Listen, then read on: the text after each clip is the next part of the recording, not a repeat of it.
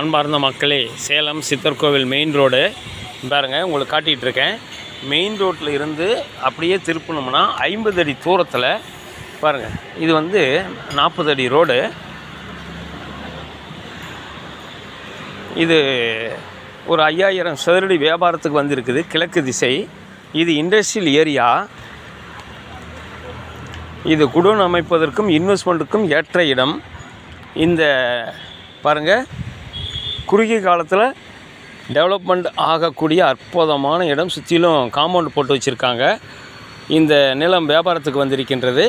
5000 சதுரடி. மார்க்கெட் ரேட்லேருந்து விலை குறைச்சி தரதா லேண்ட் ஓனர் சொல்லியிருக்காங்க.